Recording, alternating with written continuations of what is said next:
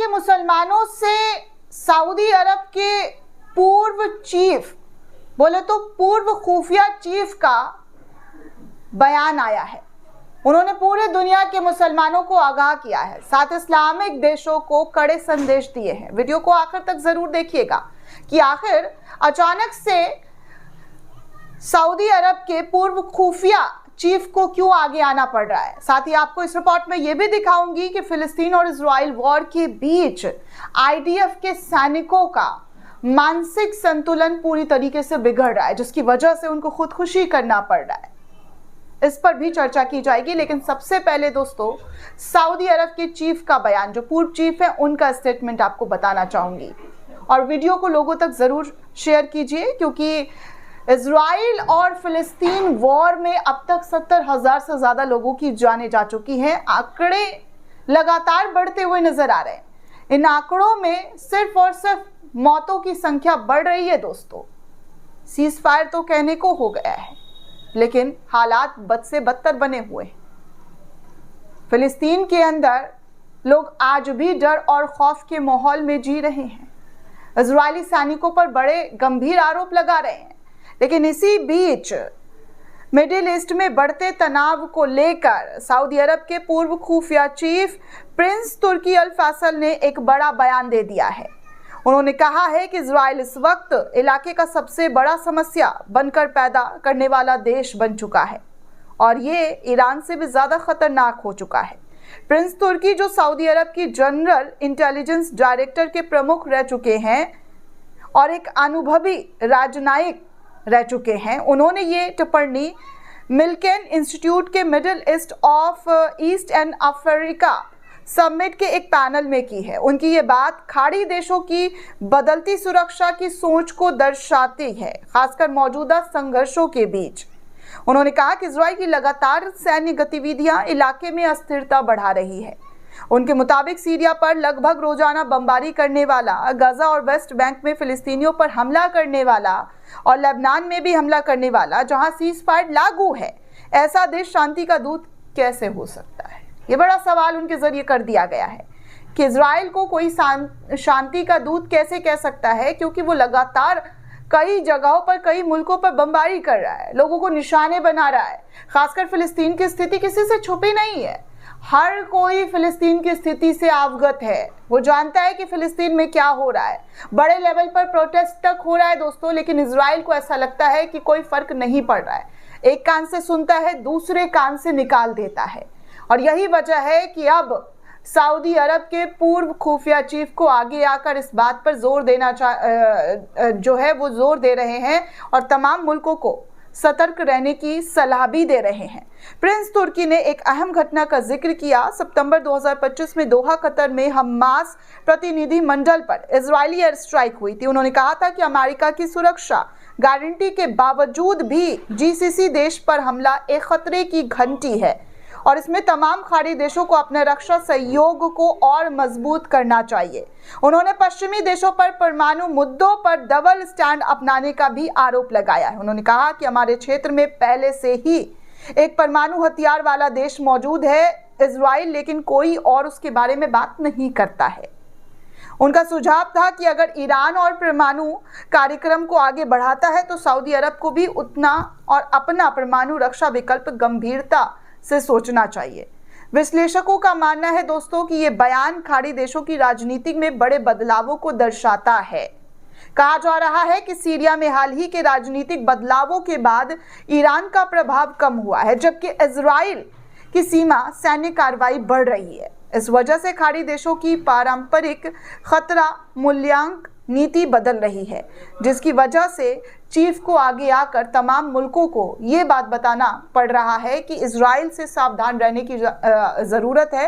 Israel लगातार लोगों के लिए खतरा पैदा कर रहा है, खतरनाक बन रहा है और जिससे मिडिल ईस्ट में सिर्फ और सिर्फ तबाही का मंजर देखने सुनने को मिल सकता है। ये बात खुफिया चीफ, पूर्व खुफिया चीफ के जरिए कही जा रही है दोस्तों। अब आप सोच सकते हैं कि लगातार इजराइल फिलिस्तीन वॉर पे जो हो रहा है, जितनी भी चीज़ें देखने सुनने को मिल रही है, उससे लोग खामोश रह जाते हैं, चुप हो जाते हैं।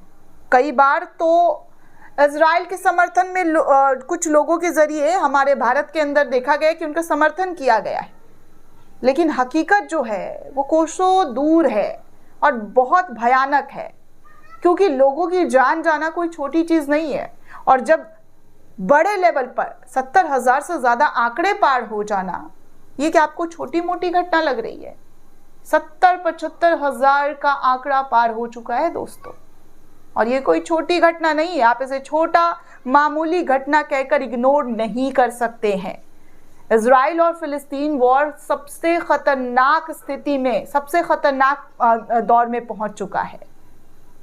हमास झुकने का नाम नहीं ले रहा है, तो इजराइल भी झुकने का नाम नहीं ले रहा है। इजराइल भी लगातार स्ट्राइक कर रहा है, जिसकी वजह से आम फिलिस्तीनियों की जान पर बनाई है। आम फिलिस्तीनी लोग किस तरीके से घुटन और तकलीफ में रह रहे हैं, इसका अंदाजा सिर्फ वो लगा सकते हैं। हम और आप तो देखकर अफसोस कर सकते हैं, लेकिन उस दर्द को, उस तकलीफ को फील नहीं कर सकते हैं कि उन पर क्या बीतता है, उन पर क्या बीत रहा है, कैसे वो खाने को परेशान हैं।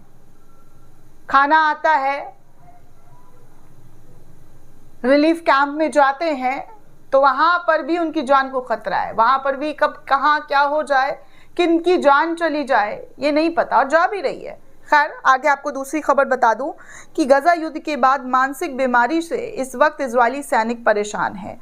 खुदकुशी की घटनाएं लगातार बढ़ रही है। हमने कई रिपोर्ट में आपको बताया है कि आईडीएफ के सैनिकों पर एक्स्ट्रा लोड कर दिया गया है, जिसकी वजह से उनको खुदकुशी करना पड़ रहा है। खबरों की बात की जाए तो गाजा में लगातार 2 सालों तक नरसंहार करने के बाद इजरायली सैनिक मानसिक रूप से बीमार होते जा रहे हैं और खुदकुशी को अपना रहे हैं। इस घटना में दिन प्रतिदिन बढ़ोतरी हो रही है। इजरायली मीडिया के मुताबिक गाजा में 2 सालों तक लगातार सैन्य अभियान चलने की वजह से इजरायली सैनिक मानसिक तनाव से गुजर रहे हैं।